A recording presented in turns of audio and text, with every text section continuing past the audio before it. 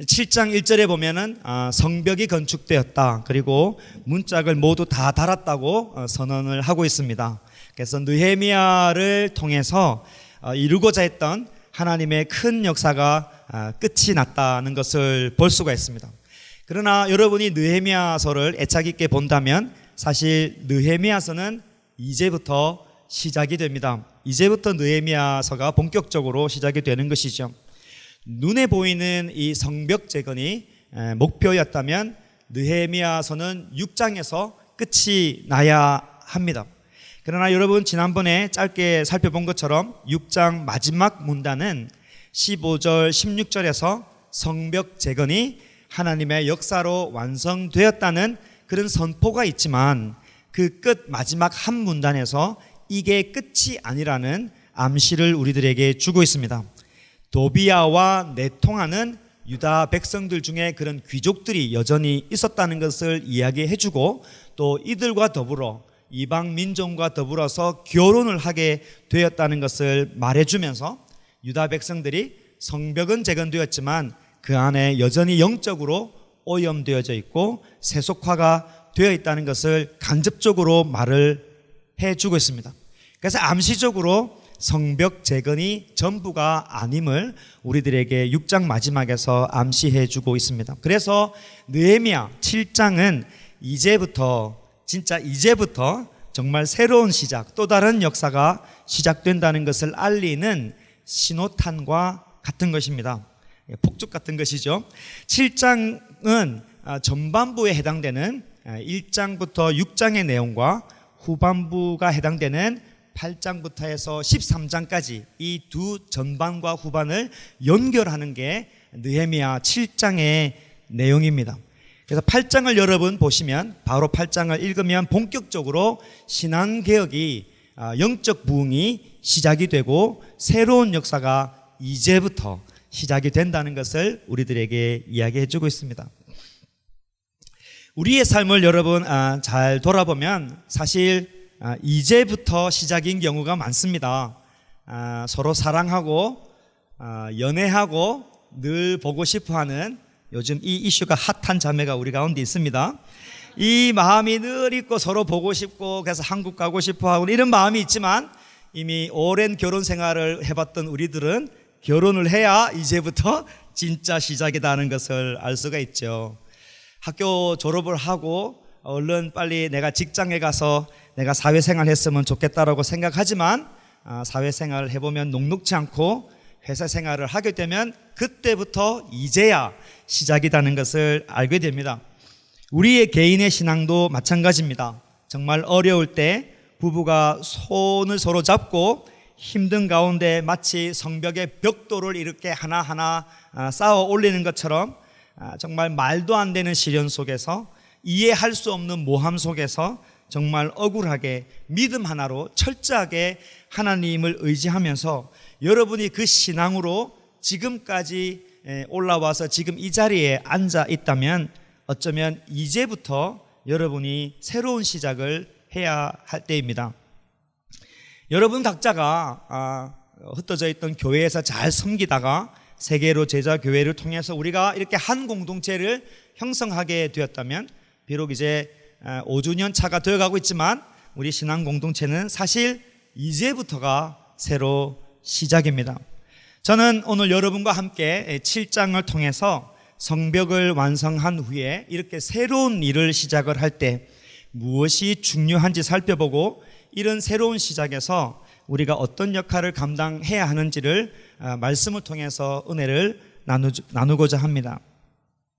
새로운 일을 시작을 할 때, 이렇게 새로운 일이 시작이 될 때 느헤미야가 가장 먼저 한 일이 무엇입니까?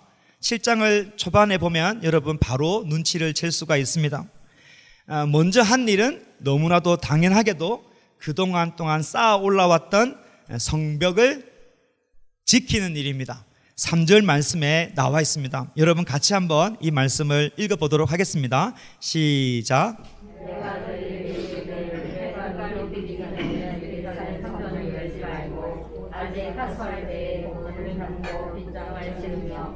또 예루살렘 거리는 각각 자기 사람 따라 한사에 자기 삶을 지키기를 하라 하였느니.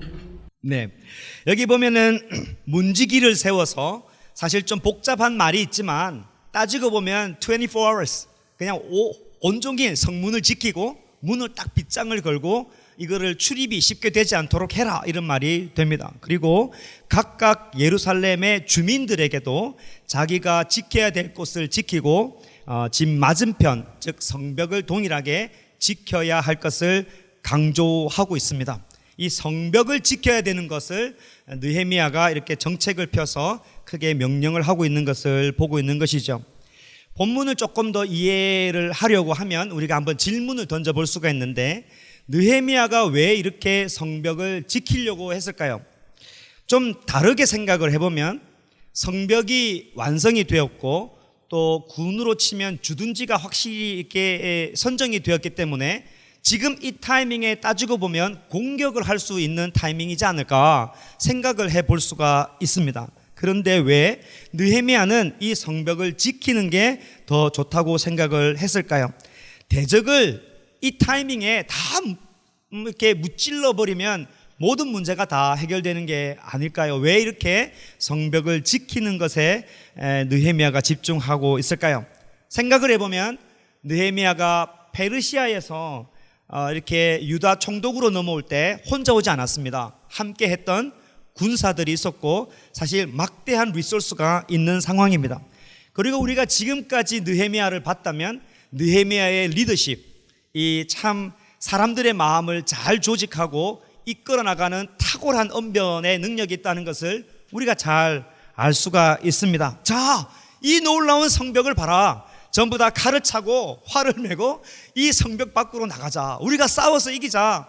하나님께서 우리와 함께해서 이 성벽이 지어진 것처럼 하나님께서 함께 하시면 우리 저 대적 산발랏 도비아 게셈을 물리칠 수 있다. 전쟁하자라고 할 수 있지 않았겠습니까? 그런 기회를 만들 수 있는데 느헤미야는 지키는 것이 훨씬 더 중요하다고 판단이 되었습니다. 이 고민이 우리들에게 있습니다. 사실 매일 있기도 하고 중대한 결정에 우리가 이 두 결정 중에 하나를 해야 될 때가 있습니다. 전진할까? 자리를 지킬까? 투자할까? 멈출까? 그런 것입니다. 공격적으로 나갈까? 지금 이 자리에 머물러 있을까? 적극적으로 추진할까? 가만히 기다릴까? 사람과의 관계에서 이 타이밍에 내가 한마디 쏘아붙일까? 참을까? 뭐 이런 여러 가지 일들이 있을 수가 있고 매일매일 우리 가운데 관계 속에서 일어납니다. 이럴 때 우리에게 분명한 목적이 필요합니다. 목적과 기준이 없으면, 판단 기준이 없으면 우리는 가야 될지, 멈춰야 될지, 지켜야 될지, 차지해야 될지 혼돈에 쌓이게 됩니다. 느헤미야는 지켰습니다. 지키는 게 더 중요하다고 생각이 되었습니다. 외적으로 공격하는 것보다 내적으로 영적 부흥이 먼저였다고 느헤미야가 생각을 한 겁니다. 따지고 보면 애초부터 느헤미야는 성벽을 재건하는 게 파이널 골이 아니었습니다. 우리가 잘 보면은 느헤미야 1장 3절을 보면 동생 하나니가 유다로부터 건너와서 예루살렘의 이야기를 들을 때 느헤미야가 어떤 소식을 들었습니까? 1장 3절에 보면 예루살렘 성이 무너졌다는 소식을 듣고 금식할 정도로 가슴 아파했습니다. 성벽에 대한 단어가 나오지 않죠. 그리고 2장 17절에 가보면 백성들에게 유다에 도착해서 이런 말을 합니다. 예루살렘 성을 건축하여 다시 수치를 당하지 말자, 이렇게 이야기합니다. 그러니까 느헤미야는 성전이 이미 있지만 그 성전 주변에 사람이 살지 않고 황폐되어져 있는 예루살렘의 성, 예루살렘의 이 시티, 이 도시를 보고 가슴 아파했던 것입니다. 느헤미야는 아주 큰 그림을 가지고 있었습니다. 느헤미야가 가지고 있었던 그 목적, 비전, 사명은 성벽을 건축하는 게 목적이 아니었습니다. 그 땅에 도착해서 적을 물리치는 게 골이 아니었습니다. 황폐해져 있는 이 예루살렘의 하나님의 도성을 회복케 하는 게 느헤미야의 골이었습니다. 위대한 예루살렘 성, 하나님의 통치가 있고 오늘 찬양한 것처럼 여호와의 산마, 하나님이 계시고 그 하나님의 백성이 머무는 그 영화로웠던 그 옛날의 그 도시 예루살렘 성으로 회복하고자 하는 게 느헤미야의 꿈이었습니다. 그래서 대적들이 끊임없이 공격을 하더라도 그게 일일이 대적을 하지 않았던 것입니다. 목적이 있었던 것이죠. 하나님의 도성에 하나님의 백성이 거주하게 되어야 비로소 영적인 개혁이 시작이 됩니다. 새로운 시작이 된다는 것입니다. 여러분, 하늘에서 이렇게 비가 막 쏟아지면 그 비를 이 벌려진 손으로는 받을 수 없습니다. 사실은 그릇이 있어야 빗물을 담을 수 있지 않겠습니까?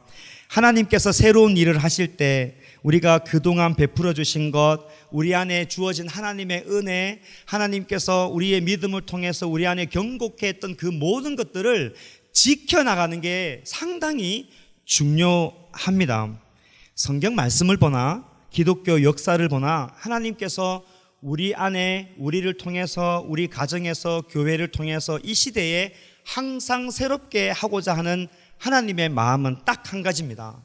그 안에 영적인 부흥이 있는 것입니다. 하나님은 우리들에게 소원이 있다면 우리가 돈 잘 벌고 자식이 잘 되고 성공해서 이 땅에 잘 사는 게 하나님의 유일한 골이 아닙니다. 하나님의 골은 하나님께서 함께 하신다는 그 감격이 우리가 날마다 그 영광 가운데 그 거룩 가운데 우리가 젖어들고 하나님의 부흥을 날마다 고백하는 것, 그 부흥을 경험하는 것, 영적인 회복, 성령 충만함이 하나님께서 우리들에게 원하시는 새로운 일이고 하나님께서 원하시는 사역들입니다. 하나님은 우리 안에서 하나님의 말씀으로 부흥이 불일 듯 일어나시기를 항상 원하시고 언제나 교회를 통해서 가정과 지역을 변화시킬 그런 영적인 부흥, 영적인 새 역사를 시작하기를 원하시는 것이 변함없는 하나님의 마음입니다. 그래서 우리가 그런 부흥을 각자 경험해서 우리를 통하여서 주변에 하나님의 능력으로 인한 변화가 일어나기를 소원하는 겁니다. 그렇기 때문에 우리는 우리에게 베풀어 주신 것들을 지켜야 합니다. 무엇을 지킬 수 있을까요? 하나님께서 가정을 지켜주셨으면 가정과의 관계를 지키는 것이고, 하나님께서 나에게 믿음을 주셨으면 견고한 믿음을 지키는 것이고, 하나님께서 교회를 주셨으면 그 교회를 지키는 것입니다.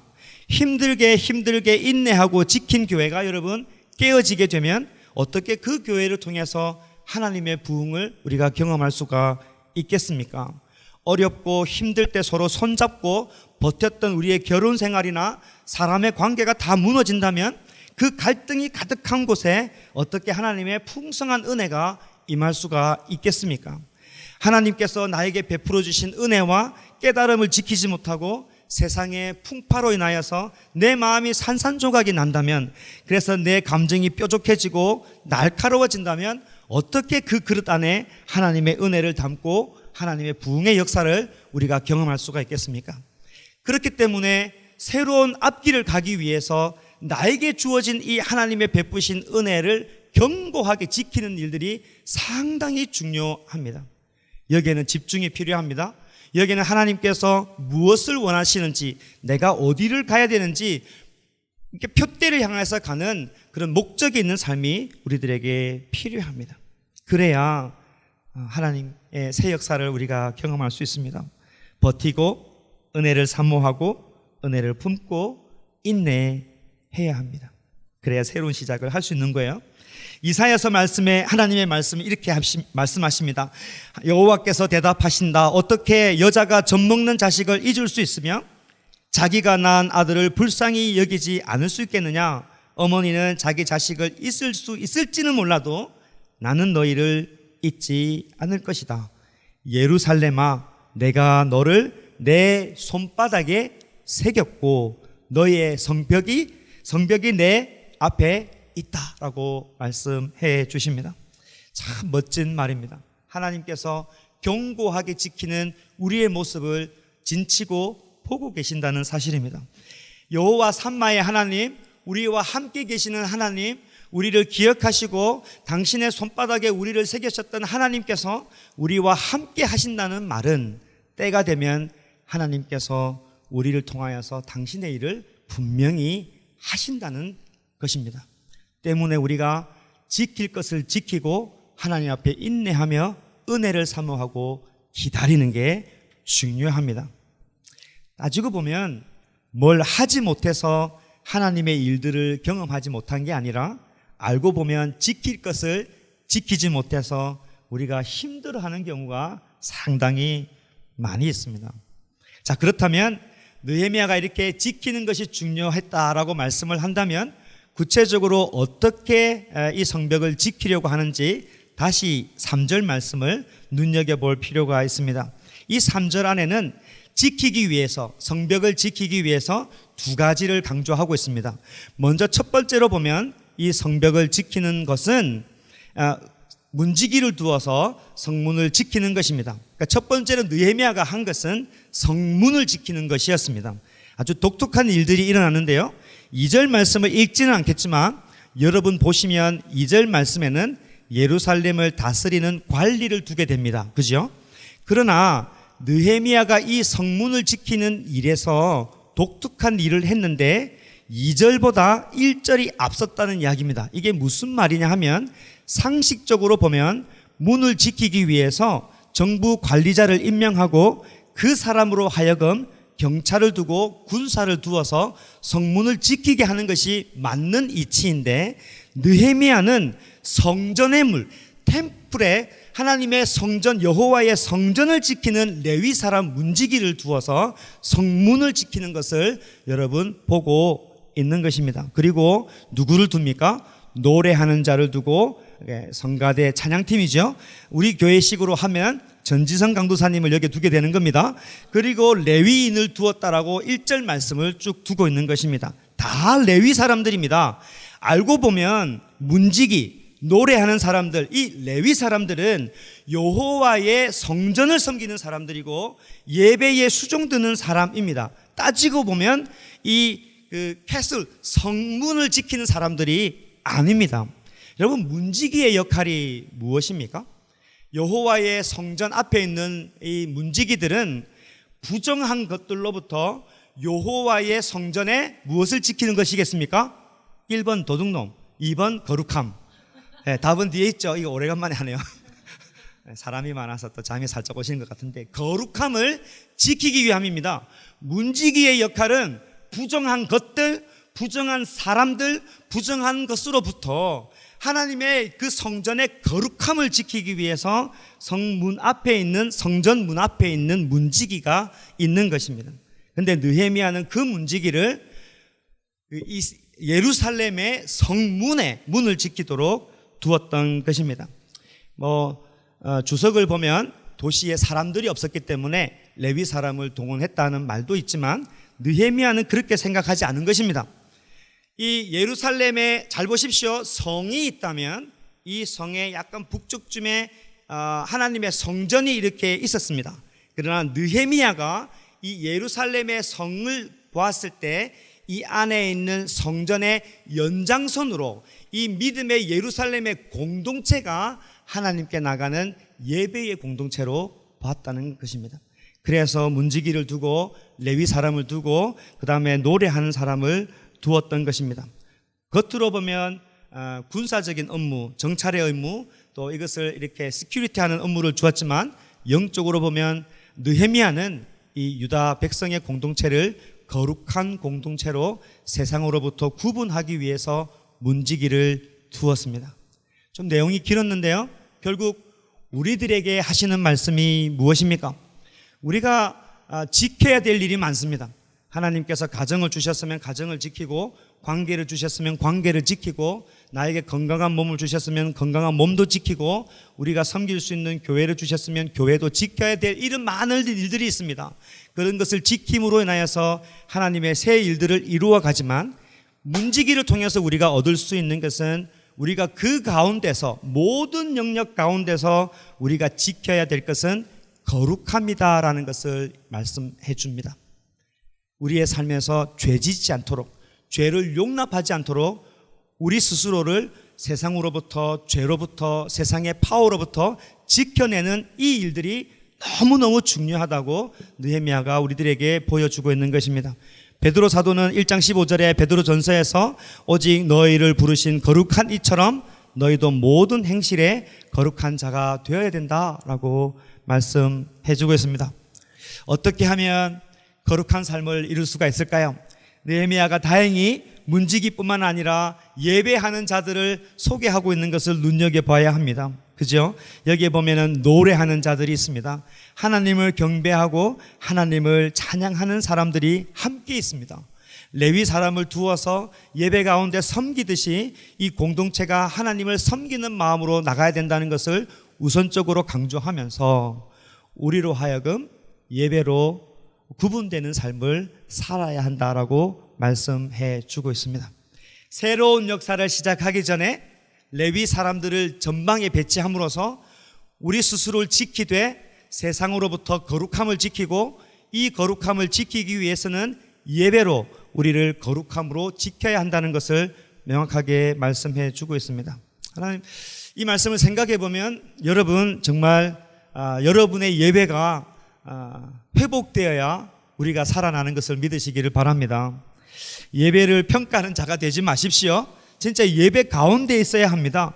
예배가 즐겁고 예배가 기다려지고 예배가 감격이 돼야 우리 가운데 역사하시는 하나님의 일들을 기대할 수가 있습니다. 그런 분이 이 자리에는 없겠지만 나를 좀 감격시켜봐 이런 건 아니죠. 거룩하신 하나님 앞에 나가서 아버지 하나님을 만나고 거룩하신 아버지 하나님 앞에 예배를 통해서 우리의 죄가 드러나고 하나님 앞에 날마다 우리의 정결함을 유지하고 지켜내야 우리 안에 부흥의 씨앗이 싹튼다는 말씀입니다. 우리 교회의 부흥도 마찬가지입니다. 어떻게 하면 교회가 부흥할 수 있을까요? 진짜 어떻게 하면 우리 교회가 부흥할 수 있을까요? 한결같은 고민이고 기도지 않겠습니까? 여러분이 비즈니스를 다 해봤겠지만 좋은 사람들 많은 곳에 건물 좀 투자받아서 큰 건물을 짓고 어떻게든지 후원을 받아서 좋은 시설에 주일학교 분야에서 탁월한 사역자들 모시고 청소년 정말 잘하고 영어도 잘하시는 이런 사역자들을 모시고 때마다 네임밸류가 있는 강사들을 모셔서 저는 우리 눈앞에 보이는 이 엄청난 아이들이 좋아하는 시설들을 세우고 이렇게 해서 사람들을 막 이렇게 홍보해서 오라고 하면 정말 부흥이 될까요? 되겠죠. 될 것 같아요. 그죠? 사람들이 많이 오겠죠. 그죠? 속빈강정이라는 게 있습니다. 겉은 화려하지만 읽어보면 안에 다 비어있는 것처럼 경건의 모양은 있지만 능력이 없는 것이 됩니다. 여러분, 우리 안에 진짜 이렇게 아주 단단한 견과류처럼 하나님 앞에 아주 탄실한 열매를 맺으려면 여러분 스스로나 교회가 예배 중심이어야 합니다. 부흥에 대한 갈급함이 우리 모두가 있습니다. 날마다 기도하게 되죠. 하나님, 정말 부흥이 우리 가운데 있었으면 좋겠습니다. 그런 생각이 있습니다. 예배가 회복되어져야 됩니다. 예배가 늘 기다려져야 합니다. 예배 가운데 하나님의 거룩함을 바라볼 수 있는 역사가 우리 가운데 있어야 합니다. 그러면 저는 그걸 아주 단순하게 믿습니다. 때가 되면 하나님께서 감당치 못할 부흥을 부어주실 것입니다. 우리가 답답하기 때문에 좀 인간적인 노력들이 필요하죠. 여싸여싸 모여가지고 짜짜짜 해보자 이런 인간적인 단합의 필요성도 늘 생각을 합니다. 그러나 이런 영적인 일은 하나님 앞에 바로 서 있을 때 하나님께서 채워주시는 것입니다. 여러분의 가정에도 많은 문제가 있습니다. 그래서 인간적인 방법을 취할 일도 많지만 우리가 하나님을 구주로 믿고 왕으로 믿고 하나님 앞에 예배자로 삶을 살아가면 하나님께서 반드시 채워주십니다. 느헤미야가 예루살렘 성벽을 지키기 위해서 3절에 보면 두 번째로 한 것이 있는데요, 그것은 예루살렘 주민이 각각 자기 집 맞은편의 성벽을 지키는 일이었습니다. 그런 방침을 정했는데 4절에 보면 문제가 있음을 말해주고 있습니다. 주민들에게 마치 한국의 민방위처럼 각 지역을 지켜라 라고 이야기를 했는데 4절에 보니까 문제가 있습니다. 무슨 문제가 있냐면 그 성읍은 광대하고 그 주민은 적으며 가옥은 미처 건축하지 못하였다. 주민들로 인하여서 각자 거주하고 있는 곳을 지켜라고 이야기했지만 실제로 거주하는 주민이 작았다라고 말을 하고 있습니다. 성벽 공사한다고 주거시설을 미처 짓지 못했고, 또 따지고 보면 이 안에는 언제든지 원수들이 공격하는 위험지대였기 때문에 백성들이 먹고 사는 이유로 자기가 거할 곳에 거하지 아니하고 다 따로따로 살아서 이 지역이 황폐하게 된 것입니다. 이로 인하여서 느헤미야가 아주 심각하게 고민을 하고 엄청나게 기도했습니다. 그래서 5절 말씀에 보면 내 하나님이 내 마음을 감동하사, 문제가 있을 때 느헤미야는 여전히 기도했습니다. 그래서 하나님께 감동을 받은 것이죠. 지혜를 받아서 느헤미야가 했던 일이 뭐냐면 인구조사입니다. 때마침 내가 처음으로 돌아온 자의 계보, 그러니까 바벨론 포로에서, 페르시아에서 처음 이렇게 귀환하게 된 그 사람의 명단을 가지고 이 명단에 따라 모든 사람이 다시 재등록하게 하는 인구조사가 시작이 된 겁니다. 그 명단이 6절부터 시작해서 72절까지 긴 목록이 있는데요, 73절에 가보면 이렇게 결론을 냅니다. 같이 읽어보겠습니다. 시작. 이와 같이 제사장들과 레위 사람들과 문지기들과 노래하는 자들과 백성 몇 명과 느디딤 사람과 온 이스라엘 자손이 다 자기들의 성읍에 거주하였느니라. 흩어졌던 백성들이 이 조사와 등록을 통해서 조상의 기업대로 원래 있어야 할 성읍에 다 있도록 했다는 것을 보여줍니다. 영적인 대각성이 일어나는 8장에 들어가 보면 아주 기가 막힌 브릿지가 있는데 8장 1절에 보면 이렇게 말씀합니다. 이스라엘 자손이 자기들의 성읍에 거주하였더니, 자기 자리를 찾았더니 7째 날에 이르러 모든 백성이 일제히 수문 앞에 광장에 모여 학사 에스라에게 여호와께서 이스라엘에게 명령하신 모세의 율법책을 가져오기를 청하매 하나님의 말씀이 들어지는 역사가 시작이 된 것입니다. 자, 여러분에게 적용점을 드리려고 합니다. 이 일들이 우리들에게 어떤 의미가 있습니까? 우리가 거룩으로 우리 자신을 지켜나간다는 게 예배 가운데 말로만 지켜가면 안 된다는 것입니다. 우리가 각자 있어야 될 제자리의 처소에 우리 자리를 지키는 게 상당히 중요하다는 것을 보여줍니다. 이스라엘 백성들은 조상 때부터 하나님으로부터 부여받은 그 땅에 원래 있어야 될 자리에 있어야만 했습니다. 그러나 원수가 무섭다고, 땅이 황폐하다고, 땅에서 열매가 나오지 않는다고 먹고 사는 문제로 인해서 그 성읍을 다 떠났던 것입니다. 느헤미야는 그 자리를 찾아야 된다고 이야기하고, 이 모든 자리를 찾았을 때 하나님의 새로운 역사가 일어나는 것을 우리들에게 보여주고 있습니다. 여러분이 있을 자리가 아니면 떠나야 합니다. 제가 지금 풍수지리를 이야기하고 있는 게 아닙니다. 여러분, 말로만 하나님의 거룩을 사모하는 게 아닙니다. 어떤 분이 간증을 하셨는데, 내가 예배 잘 드리지만 내가 늘 만나는 친구가 술 친구면 사실은 그것으로 인하여서 하나님이 기뻐하지 않으면 사실 그 자리를 떠나야만 합니다. 내 자리가 늘 예배도 드리지만 소위 말하면 노름이나 도박이나 화투 자리에 늘 가게 되면 사실은 그 자리를 떠나야 되는 게 맞는 것입니다. 세상의 쾌락을 잡는 자리라면 우리가 그 자리를 떠나고 예배 자리를 찾아야 하나님의 새 역사가 있는 것입니다. 입으로는 거룩함을 사모하지만 내가 있는 자리가 죄 속에 계속 있는 자리라면 사실 깨진 항아리 속에 물을 붓는 것입니다. 느헤미야의 결정을 잘 보십시오. 우리 신앙의 공동체에 아주 또 다른 가르침을 주고 있습니다. 느헤미야 혼자만을 통하여서 이 놀라운 일들이 지켜나가는 게 아닙니다. 느헤미야와 더불어서 많은 백성이 함께 순종해서 하나님의 성벽이 지켜지고 하나님의 역사가 지켜진다는 것을 우리가 눈여겨보게 되는 겁니다. 그래서 사실은 이 지켜나가는 일, 교회가 거룩함으로 지켜나가는 일에서 일꾼이 너무너무 중요하다는 것을 오늘 마지막으로 살펴보려고 합니다. 오늘 본문에 보면 충성으로 지켜나가는 하나님의 일꾼들이 몇 절에 나옵니까?